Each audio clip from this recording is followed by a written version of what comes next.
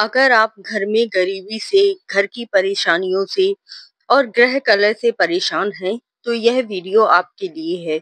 बहुत ही ज़रूरी वीडियो है, बहुत यूज़फुल वीडियो है। आपका विशेष मार्गदर्शन करेगी। क्या-क्या नियम करने हैं, कैसे इस व्रत को रहना है, कितने व्रत रहने हैं, यह जानना भी बहुत ज़रूरी है। जो भी नियम करेंगे, पूरा वीडियो देखिएगा तभी आपको समझ आएगा। सुबह से शाम तक की पूजा के कुछ विशेष नियम होते हैं।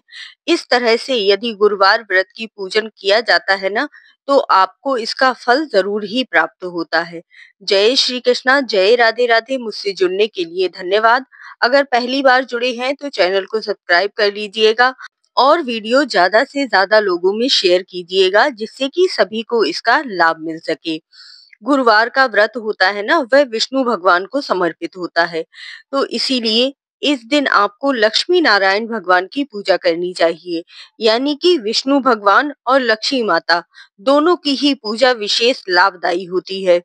गुरुवार व्रत की शुरुआत आप किसी भी महीने से कर सकते हैं। अगर आप शुक्ल पक्ष में करते हैं ना, तो ज्यादा शुभ माना जाता है।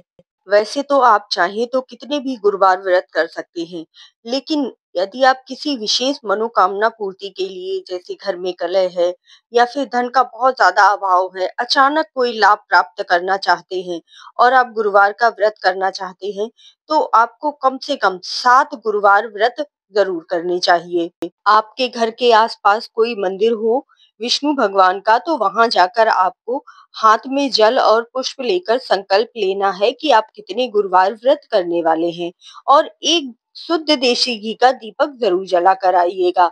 और जो भी आपकी मनोकामना हो, विशेष मनोकामना, वह आप जरूर बोलिएगा। देखिए, गुरुवार का व्रत करने से ना आपका भाग्य उदय होता है। आपका सोया हुआ भाग्य, आपके पिछले जन्म के किए हुए पाप कर्म सब नष्ट हो जाते हैं। इतनी ज्यादा विष्णु भगवान की कृपा प्राप्त होती है। और ज्येष्ठ मास में इस व्रत को करना तो और भी ज्यादा उत्तम बताया गया है, क्योंकि अभी एकादशी का व्रत भी आएगा। ज्येष्ठ मास बहुत ही उत्तम होता है। तो आइए सबसे पहले सामग्री समझ लेते हैं। तो गुरुवार के व्रत में सबसे ज्यादा जो जरूरी होती है ना, वह पीले रंग की चीजें, जैसे कि हल्दी है, चना, गुड़, मुनक्का, मिश्री, इनका भोग लगाना, पीले रंग के पुष्प अर्पित करना और केले के वृक्ष के पेड़ की पूजा करना, ये सबसे ज्यादा उत्तम बताया गया है। तो शास्त्रों में ऐसा कहा गया है कि जो भी गुरुवार के दिन पर केले वृक्ष के पेड़ की पूजा कर लेता है, उस पर हल्दी से लेपन करता है, उसके पिछले जन्म के सारे पाप नष्ट हो जाते हैं और विष्णु भगवान की ऐसी कृपा प्राप्त होती है कि उसे पूरी जिंदगी में कभी धन का अभाव नहीं रहता।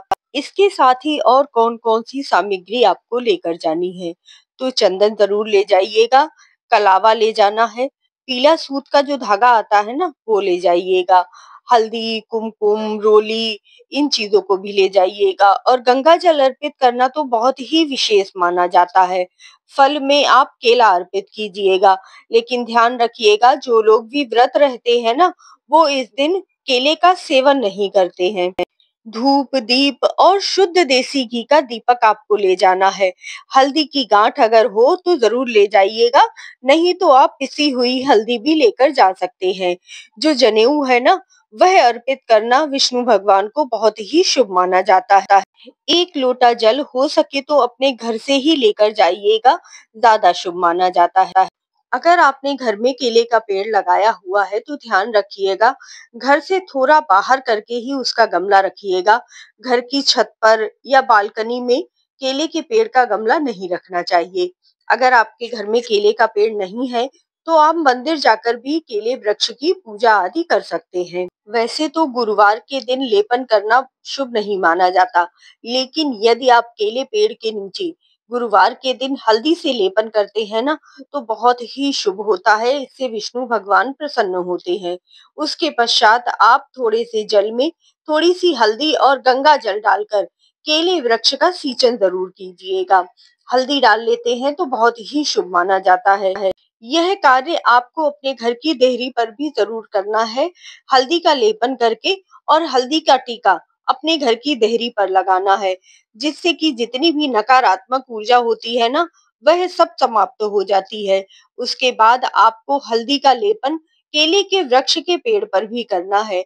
इसके बाद हल्दी का टीका लगाइए, कुमकुम का टीका लगाइए, चंदन का टीका लगाइए, थोड़े से अक्षत अर्पित कीजिए। जितनी भी देर आप पूजा कर रहे हैं ना, उतनी देर ओम नमो भगवते वासुदेवाय नमः इस मंत्र का आप जाप लगातार करते रहिए। जो आप जनेऊ लेकर गए हैं ना, अगर आप उसे हल्दी से रंग लेते हैं ना तो ज्यादा शुभ माना जाता है। नहीं तो आप ऐसे भी अर्पित करेंगे तो विष्णु भगवान प्रसन्न होते हैं। इसके साथ ही आपको कलावा भी जरूर ही अर्पित करना है। शुद्ध देसी घी का दीपक जला लीजिए और विष्णु भगवान को गुड़ और चने और साथ में किशमिश का भोग अर्पित कीजिए। बहुत ही शुभ माना जाता है। पीले रंग के पुष्प अर्पित कीजिए। चने का भोग जो आप चढ़ा रहे हैं ना, थोड़ा सा चना अपने हाथ में ले लीजिएगा और उसके पश्चात ही जो कथा पढ़ी जाती है ना, उसका ज्यादा फल प्राप्त होता है। जब तक आप बृहस्पति भगवान की कथा नहीं पढ़ते हैं ना, तब तक आपको इस पूजा का कोई भी फल नहीं मिलता है। इसीलिए ध्यान रखिएगा कि आप बृहस्पति भगवान की कथा जो पढ़ेंगे ना, थोड़े से चने हाथ में लेकर ही पढ़िएगा। कथा पढ़ने के बाद आपको आरती करनी है। विष्णु भगवान की आरती ओम जय जगदीश हरे आप कर सकते हैं और साथ में केले वृक्ष की परिक्रमा लगाना बहुत ही शुभ माना जाता है, इसीलिए परिक्रमा जरूर ही लगाइएगा। यह तो हो गई सुबह के समय की पूजा। इसके बाद शाम के समय आपको विष्णु भगवान की प्रतिमा या फोटो रखकर आरती जरूर करनी है। अपनी देहरी पर दीपक जरूर जलाना है। केले वृक्ष के नीचे दक्षिणा जरूर समर्पित कीजिएगा। अगर कोई भूल चूक हो जाती है तो उससे माफी मिलती है। और शाम के समय जब आरती करेंगे ना, तो कपूर की आरती कीजिएगा, बहुत ही शुभ माना जाता है। इसके बाद आप व्रत रह रहे हैं, आप फलाहार खा सकते हैं। बस आपको केला नहीं खाना है और दूध दही चाय फल मेवा जो भी खाना चाहें आप खा सकते हैं। एक समय भोजन जरूर किया जाता है। गुरुवार का व्रत कभी भी निर्जला या बिना भोजन के नहीं रहना चाहिए। आप शाम को पीला भोजन जरूर करेंगे। पीला भोजन में आप थोड़ी सी हल्दी डालकर हलवा बना लीजिए या थोड़ी हल्दी डालकर आप पीला भोग तैयार कर लीजिए। पूड़ी बना सकते हैं या फिर चने की दाल से बना हुआ कोई भी भोजन खा सकते हैं। चने की दाल का जो आप प्रसाद चढ़ाएंगे ना, वह आपको प्रसाद भी उसी समय खाना है जब आप अपना पीला भोजन करेंगे। क्योंकि अगर 2 बार आपने प्रसाद ले लिया, दूसरी बार आपने भोजन किया तो आपका 2 बार भोजन हो गया। इसीलिए जब आप भोजन करने बैठे ना, तभी आपको जो प्रसाद है वो भी ग्रहण करना है। इस तरह से आप बृहस्पति भगवान की व्रत करेंगे, पूजा करेंगे। 7 दिन का संकल्प लिया है तो 7 गुरुवार तक आपको इस व्रत और पूजन को करना है। 8वीं बार आपको इस व्रत का उद्यापन करना है। उद्यापन किस प्रकार करेंगे? 1.25 मीटर कपड़ा ले लीजिए पीले रंग का।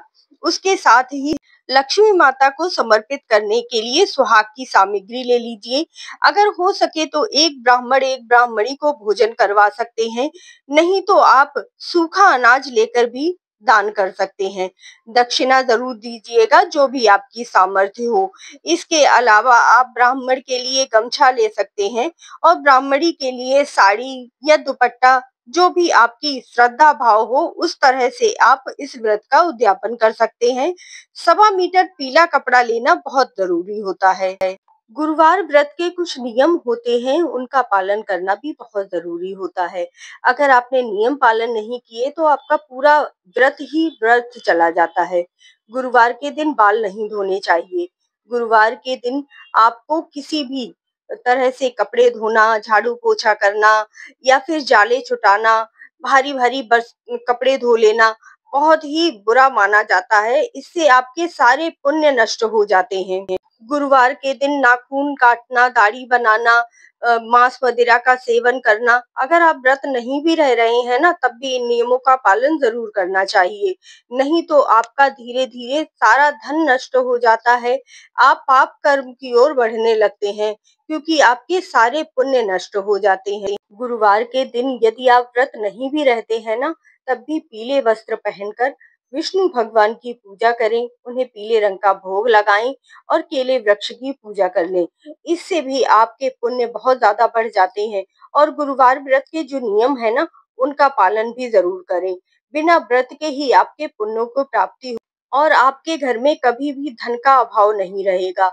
जैसा कि आपने गुरुवार व्रत की कथा में ही सुना होगा, पुत्र की प्राप्ति के लिए, संतान की प्राप्ति के लिए, धन की प्राप्ति के लिए, अपने भाग्य को उदय करने के लिए यह व्रत किया जाता है। वीडियो अच्छी लगी हो तो चैनल को सब्सक्राइब जरूर कर लीजिएगा, बेल आइकन जरूर दबाइएगा। मेरे साथ जुड़ने के लिए, ऐसी ही धार्मिक वीडियोस के मार्गदर्शन के लिए आप मेरे चैनल से जुड़े रहिएगा। जय श्री कृष्णा, जय राधे राधे। मुझसे जुड़ने के लिए धन्यवाद।